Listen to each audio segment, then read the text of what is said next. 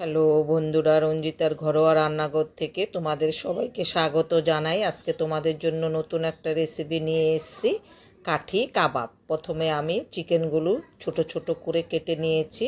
এবার রসুন আদা বাটা দিয়ে দিলাম। যে যেরকম বানাবে পরিমাণে সে সেরকম মশলা দিবে। লঙ্কার গুঁড়ো, গোলমরিচের গুঁড়ো, নুন পরিমাণ মতো, একটু সয়া সস দিয়ে দিলাম, টক দই পরিমাণ মতো আমি সব দিয়েছি, একটু লেবুর রস দিয়ে দিলাম। লেবুর রসটা দিলে চিকেনের একটা গন্ধ থাকে, ওই গন্ধটা থাকে না, খেতে খুব সুস্বাদু হয়, টক ঝাল মিষ্টি।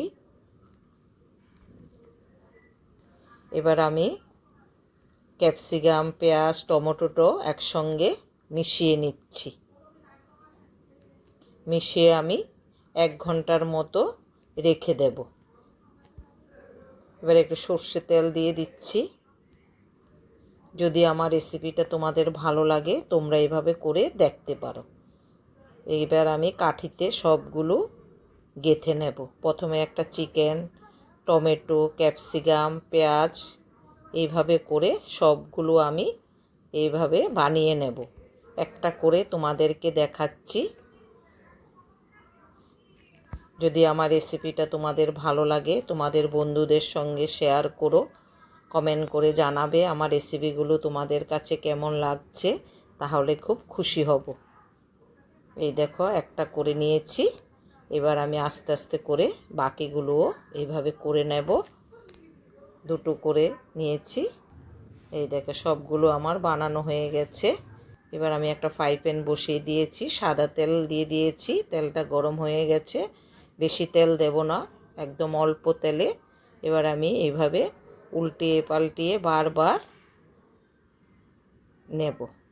এবার একটু ঢাকা দিয়ে দেব সবগুলো সুন্দর করে সিদ্ধ হওয়ার জন্য।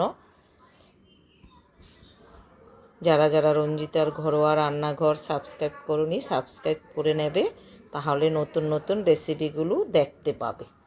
আর যারা যারা রঞ্জিতার পেজে লাইক দিচ্ছ, শেয়ার করছো, তাদেরকে অনেক অনেক ধন্যবাদ।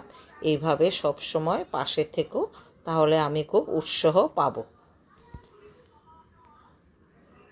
এই দেখো অনেকটা হয়ে গেছে, বেশি টাইম লাগে না। এবার আমি একটা সস দিয়ে দিচ্ছি। এখানে টমেটো সস আর লেবুর রস আর একটু সাদা তেল দিয়ে দিয়েছি।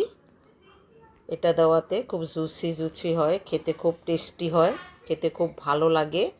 একটা খেলে তোমার আরেকটা খেতে ইচ্ছে করবে। খুব সুন্দর একটা রেসিপি, যাকে খাওয়াবে সেও খুব খুশি হবে, তোমার খুব প্রশংসা করবে। কাঠি কাবাবগুলো আমার হয়ে গেছে, আমি একটা প্লেটে তুলে নিচ্ছি। যদি তোমাদের ভালো লাগে তোমরা এইভাবে করে খেও।